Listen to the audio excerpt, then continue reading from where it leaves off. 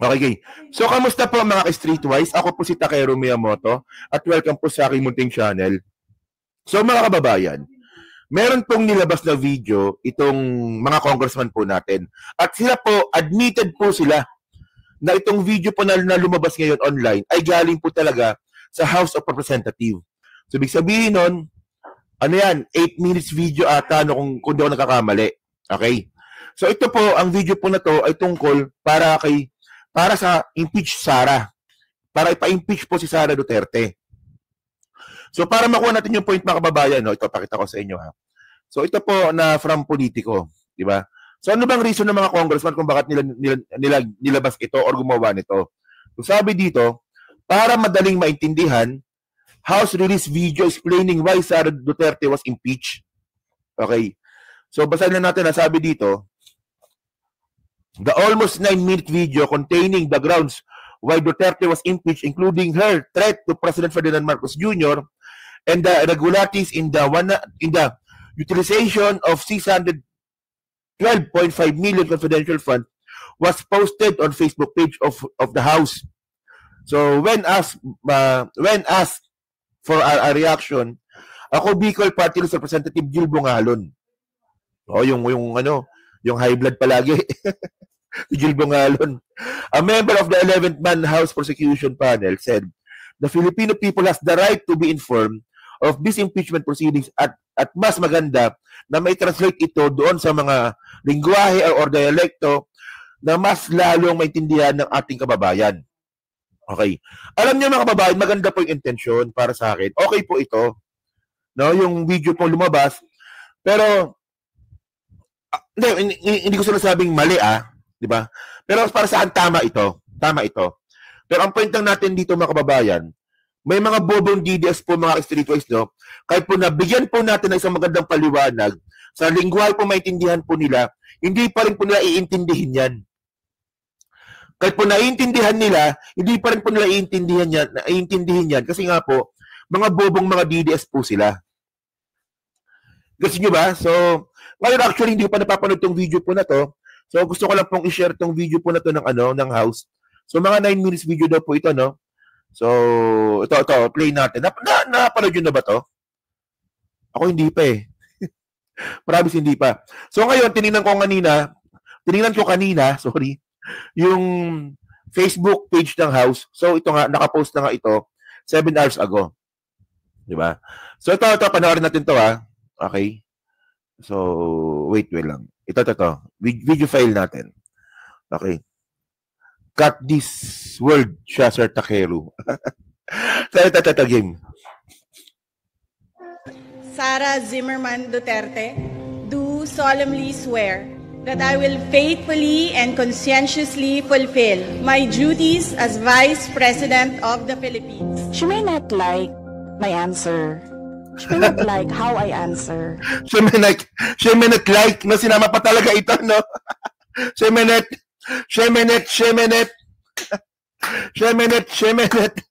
Sinama pa talaga to, no? Sino ba nag-edit nito? But I am answering. You swear to tell the truth, the whole truth, and nothing but the truth in this inquiry, so help you God. Pag pinatay ako, patayin mo si BBM, si Lisa Araneta, at si Martin Romales. No joke. Imagined myself cutting his head. Ang baliw talaga, no? Baliw talaga to, no? Baliw. Shemenet, baliw.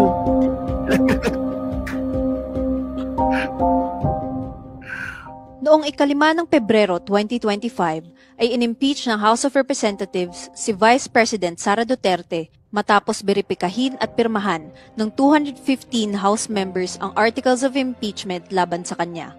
Alinsunod sa Article 11 ng ating konstitusyon, hindi na kailangang magsagawa ng impeachment hearing ang House kung ang Articles of Impeachment ay pinirmahan na ng 1/3 ng lahat ng miyembro nito. Okay. Sa 306 na kasalukuyang miyembro ng House sa 19th Congress, 215 o higit pa sa kinakailangang 102 members ang lumagda sa Articles of Impeachment kung kaya't ito ay agarang na itransmit sa Senado. Bukod sa naunang 215 House members, mayroon pang 25 mambabatas ang dumagdag sa pagberipika at pagpirma sa impeachment complaint. Dahil dito, halos 80% na ng buong House of Representatives ang sumusuporta sa impeachment ni VP Sara. Ngunit bakit nga ba na-impeach si VP Sara? Ano-ano nga ba ang grounds na nakalagay sa verified complaint for impeachment? Nang manumpa siya bilang pangalawang pangulo ng ating bansa noong July 1, 2022, nangako siya sa bayan na pangangalagaan at ipaglalaban ang konstitusyon at ipapatupad ang mga itinakdang batas nito.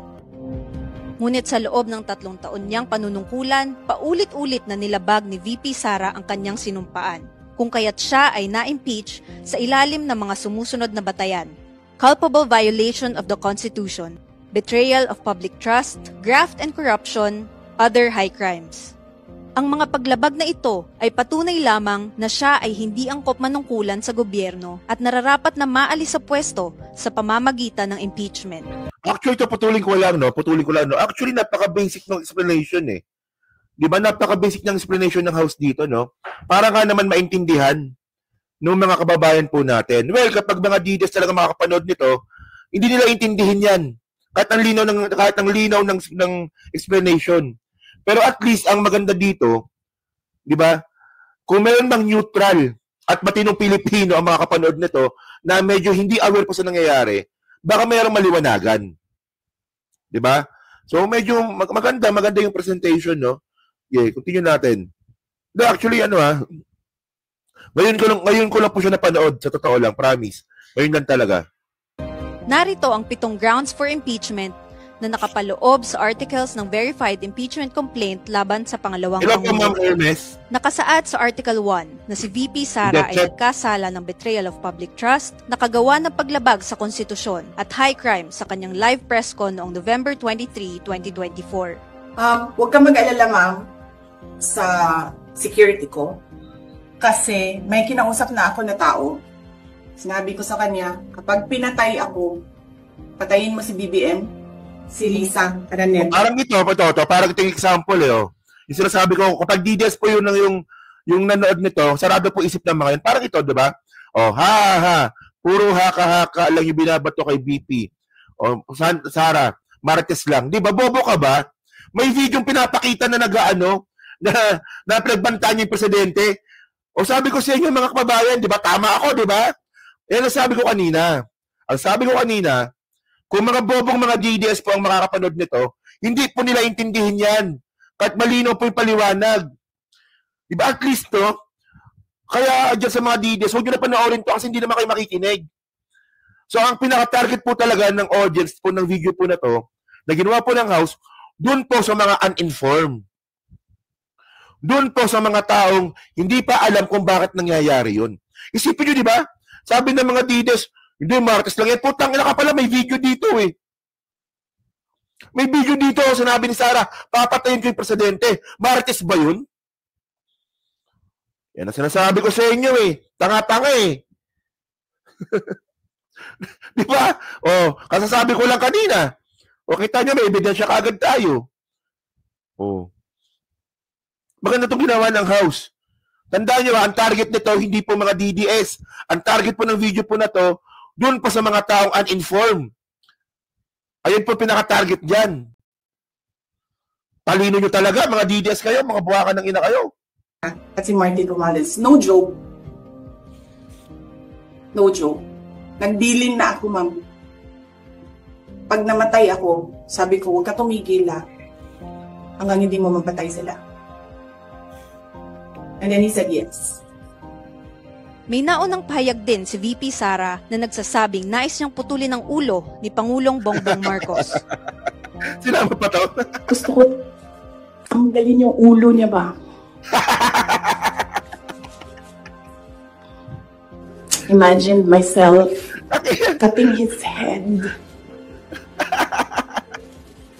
Nakapaloob naman. Hindi with due respect sa mga bipolar Kasi alam ko naman na isa siyang mental illness. Kasi mukhang meron si Sara. Kaya incapable po talaga siya maging vice presidente. Kasi mukhang merong mental health issues. Tangina talaga. With action pa, totoo nga yan. Sa Article 2 ng verified impeachment complaint, na nagkasala ng betrayal of public trust si VP Totoo yan, no? Sara. Dapat ano to eh. Ang problema kasi pag sa TV to pinalabas, magastos. Magastos to pag kapag sa TV pinalabas, tapos, milyon po yung isipin nyo maganda talaga kung papalabas ito sa TV, sa television. Para mapanood po ng mga masang Pilipino, especially po yung mga nanonood po ng Batang Quiapo. Yun nga lang po kasi 8 minutes video. So ilang milyon yan? Ilang milyon po yan para may play po sa television. So malaking gastos po ito. So baka mamaya kasi, baka sitahin na naman ng mga DDS na pero ng taong bayan yan eh. Diba? So ngayon, ang pinaka-obligasyon natin dito mga kababayan, ipagkalat tong video po na to. Diba? Ako agree ako doon na dapat ipalabas sa TV ito. Pero yun nga lang po talaga, magastos po talaga ito. Sobrang gastos nito. Magkano airtime? Mahal, di ba? Mahal, I think 10 million ata, no? Sa ABS-CBN, mababa na eh. 10 million dati sa ABS-CBN. Sa GMA ngayon ata, mga 6 million ata. Per advertisement yun, ha? Per minute. Ito, 8 minutes video ito. So, malaking gastos talaga ito. Oo. So, game. Continue nga natin. Game, sige. Dahil sa maling paggamit at paglustay ng public funds. Article 2 na Sa tayo, 2 taon ng kanyang panunungkulan bilang pangalawang Pangulo, nagkaroon siya ng direktang kontrol sa confidential funds na nagkakahalaga ng 612,500,000 pesos na ginastos sa hindi maipaliwanag na paraan. Ayon naman sa liquidation report ng OVP, Hello po, JTM Lique. Hello po. ang 2022 confidential fund sa halagang 125 million pesos ay na-liquidate at na-disburse mula December 21, 2022 hanggang December 31, 2022 o sa loob lamang ng 11 araw kung saan 4 pa rito ay non-working holiday. 16 million pesos mula rito ay ginamit para sa maintenance at rental ng safe houses na ang ilan ay nagkakahalaga pa ng 200,000 pesos kada araw. Lumalabas na Actually, mga kababayan ito patuloy ko lang, no? Doon po sa confidential fund ni Sara Duterte, may dapat siyang sagutin yun. Kapag ito po ay umakit na po sa Senate, pag nagkaroon na po ng trial, yung safe houses, mga kababayan, tatanungin yun. Kung anong safe houses ba yung binayaran mo na 200,000 per day. Per day, di ba? Oh. Doon pa lang. Saan ka nakakita ng 200,000 na safe houses? Di ba? Yung bahay pa sa BGC, mga kababayan, 100,000 per month yun. Ito kay Sara Duterte, 200,000. Oh. Kasi pag sinabi mong safe houses, mga kababayan, tago. Di nga, di ba? Sinabi niyo naman eh. Kapag safe houses, doon niya sa mga liblib na lugar, mga tago, puta 200,000? O, yun pa lang eh. Sabit na si Sara Duterte doon eh. O, di ba, tayo alam na natin itong mga issues po na to. Pero yung pagka-explain po kasi ng House dito, maganda. Pati po tayo, medyo tinatamaan din po tayo, di ba? O sige. 31, 2022 o sa loob lamang ng 11 araw kung saan 4 pa rito ay non-working holiday. 16 million pesos mula rito ay ginamit para sa maintenance at rental ng safe houses na ang ilan ay nagkakahalaga pa ng 200,000 pesos kada araw. 200,000 pesos kada araw. Lumalabas na 11,363,600. Hindi nga, Robiong no? Kahit sa BGC, walang ganun sa BGC. Yung isang condo sa BGC, kapag narentahan mo, may 25,000 per month. Meron. Pag tropa mo yung may-ari. Pero malimit po dyan sa mga high-end po talaga, 100,000 per month po dun. So, saan ka nakita ng 200,000 na nirerentang bahay? Safe houses. Di ba? 36 pesos and 36 centavos ang ginastos ng OVP kada araw mula December 21 hanggang December 31 mula sa confidential funds. Gumamit din ng gawa-gawang pangalan tulad ni na Mary Grace Piatos, Kokoy Villamin at iba pa ang OVP sa kanilang acknowledgement receipts ng confidential funds. O, nakalimutan niyo si Milky si Kuya, ha? Kokoy Villamin, Mary Grace Piatos, tsaka Milky si Kuya. Bakit nakakalimutan si Milky si Kuya? Importante yun. Kasi doon natin makikita yung na mukhang manyakis ata na bading na no. Yung nakaisip ng pangalan na yun, Milky si Kuya. Ay! Diyos ko, Milky si Kuya! Sa pagberipika ng Philippine Statistics Authority o PSA, sa 1,992 pangalang ginamit ng OVP bilang mga nakatanggap ng confidential funds, 1,322 dito ang walang birth records at imbentong pangalan lamang. 1,300 pala. Akala ko 400 lang. Kita niyo ako na-aware ako 1,300 pala yung recipient ng confidential fund ni Sara Duterte na walang pangalan sa PSA. Pero pag tinanong mo si Bato de la Rosa, meron daw po yan. Kasi daw po yung mga piatos taga Davao daw. Kitang katangahan ng mga to. Sa Article 3 ng Verified Complaint for Impeachment, isinasaad na hindi angkop manungkulan sa gobyerno si VP Sara dahil sa bribery at graft and corruption. Sa pagdinig ng House Committee on Good Government and Public Accountability, inamin ni na former DepEd Yusek Gloria Humamil Mercado, DepEd Director Resty Osias at Chief Accountant Runa Catalan na binigyan sila ni DepEd SDO Edward Fajarda ng monetary gifts mula kay VP Sara. Ang mga opisyal na ito ay responsable sa mga bidding projects sa DepEd. Ang hayagang pagpapahintulot ng gawaing ito ay direktang paglabag ni VP Sara sa RA 3019 at RA 6713 patungkol sa Code of Conduct and Ethical Standards for Public Officials and Employees. Actually, ito yung pagbigay po ng pera as bribe, impeachable offense na po yun. Ang problema ni Sara Duterte dito mga kababayan, meron 3 nag-witness na tumatanggap daw po sila ng pera every month. Tapos mga kababayan, nung tinatanong po si Sara Duterte about kay Gloria Mercado, di ba si Gloria Mercado, yung isa po sa mga nabigyan po ng pera every month. Ngayon tinanong si Sara, si Gloria Mercado, meron sinasabi sa'yo na nagbigay ka rin ng pera. Alam niyo, hindi po sinagot ni Sara yun. Hindi niya po sinagot. Ang sagot ni Sara Duterte, hindi, masama yung record niya ni Gloria Mercado. Sinisiraan ako niyan. Hindi yun ang point. Ang point dito, totoo ba yung amount? Totoo ba na nagbigay ka ng pera? At para saan yung pera? Ayun yun eh. Pero sabi ni Sara Duterte, hindi, si Gloria Mercado, masama ugali niyan. May ginawang corruption yan. Kung may ginawang corruption yan, dapat kinasuhan mo. Ba't di mo kinasuhan? Tanga ka pala eh. Di ba? Okay, konti na lang to. Ipinapakita naman sa Article 4 ng Verified Complaint for Impeachment ang nagawang paglabag ni VP Sara hinggil sa hindi maipaliwanag na yaman at pagkabigong ipakita sa SALN ang kabuuan ng kanyang ari-arian. Mabigat to, SALN. Ang pagtaas sa net worth at assets ni VP Sara ay labis at hindi makatwiran para sa isang opisyal ng gobyerno. Hindi angkop ang pera niyang naipon kung pagbabatayan ang sweldo niya sa gobyerno. Sa Article... Patuloy natin doon yung sweldo po ni Sara Duterte bilang mayor, 2 million per year. Pero po, pumasok po na pera pa sa bangko ng mga Duterte, 2.4 billion. So paano yun? Paano nangyari yun? At tandaan natin mga kababayan, kapag meron pong impeachment trial, yung Bank Secrecy Law, hindi po yan kayang protektahan si Sara Duterte kasi po, exempted po ang impeachment trial sa Bank Secrecy Law.